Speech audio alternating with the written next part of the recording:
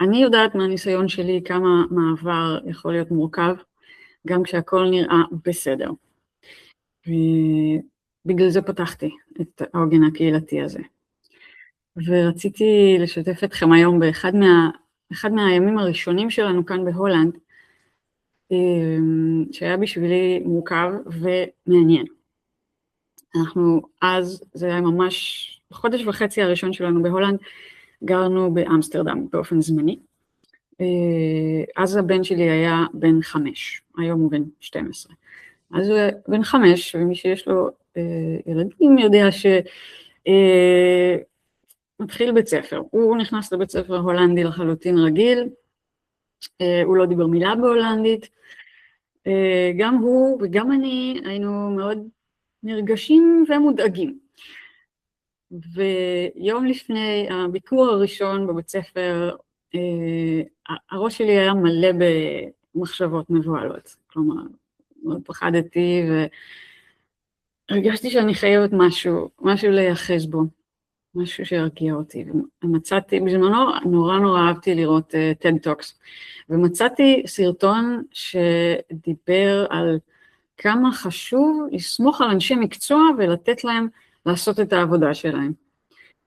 וזה נורא דיבר אליי באותו יום, ומשהו במילים האלה פשוט גרם לי להרפות ולעשות את זה. אני החלטתי שאני משחררת את השליטה ופשוט סומכת על המורים בבית ספר, וזה הרגיש לי כאילו סידרתי לעצמי את האדמה באיזו ערוגה פנימית של עצמי, יום לפני הבית ספר, וכאילו הסכמתי לתת לשורשים, פשוט להחזיק בתוך המצב הזה, לא משנה מה יקרה. אבל הגענו לבית ספר, והמציאות הייתה לגמרי הפוכה ממה שהתסריט האידיאלי הזה ניסה לדמיין, והמורה, obviously, הייתה אמורה לצפות לבן שלי לקבל את פניו. היא לא זכרה בכלל שאנחנו אמורים להגיע, היא לא הייתה מוכנה, במקום קבלת פנים של מורה שמצפה לנו, הכל היה מין אילתור כזה ובלגן של הרגע האחרון. עכשיו, במצב רגיל, בלי הערוגה שסידרתי לי יום לפני כן, במצב רגיל המחשבות שלי היו מייצרות מיד חרדה ודעות לא טובות ולא נעימות של איזה חוסר אחריות, לאן הגענו, מה עם הילד שלי, זה לא בסדר. אבל לעומת זאת, בגלל שהגעתי עם מין אדמה פנימית יציבה ושקטה כזאת והחלטה לסמוך, הבלגן בחוץ לא נכנס אליי פנימה, אני נשארתי רגועה. וכל ביקורתיות ולחץ לא שלטו בי, אני פשוט לא נבהלתי, פשוט הייתי רגועה. מה שהיה מדהים זה שהרוגע שלי הדביק את כל האנשים שהיו קשורים למצב, המורה נרגעה, הילד שלי הרגיש בטוח. היום הזה בסופו של דבר כן עבר בצורה הכי מתוקה שיש, והילד שלי התקבל יפה מאוד לכיתה.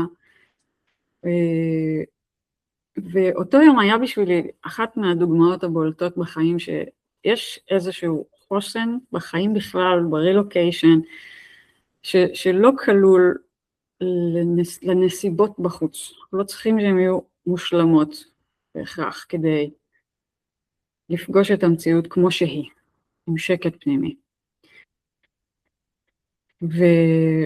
ובאותו שקט אני רוצה לפתוח את הסבב איתכם, ואני כבר אשאל אתכם כאמור, מה הביא אתכם לכאן היום ומה אתם רוצים. אני רק אגיד טיפה עוד על המפגש הזה, עוד 2 דקות. זה פשוט מקום, זה נכון שאני מאמנת בסטאז', אבל המרחב הזה הוא לא מרחב אימוני. זה מקום אנושי להיפגש בו סביב חוויה, בלי לחץ ובלי צורך לתקן אף אחד. פשוט כשיש פחות לחץ ופחות לבד, זה נהיה לנו יותר ברור לאט לאט איך לפגוש את החיים, פשוט כמו שהם. ורק כמה מילים אחרונות על מה אנחנו מסכימים בינינו לגבי המרחב הזה היום כאן. מה שאנשים אומרים כאן נשאר בינינו. זה נורא חשוב. אנחנו לא נכנסים אחד לשני בדברים, לא נותנים עצות לאף אחד, לא מנסים לחזות את העתיד של מישהו אחר, לא מנסים לפתור בעיות של אחרים. אם מישהו מבקש באופן ספציפי, אז אפשר אחרי המפגש.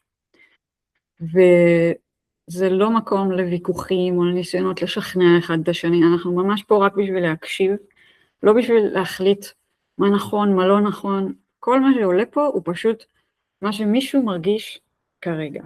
זה מספיק. אנחנו עם אפס ביקורת.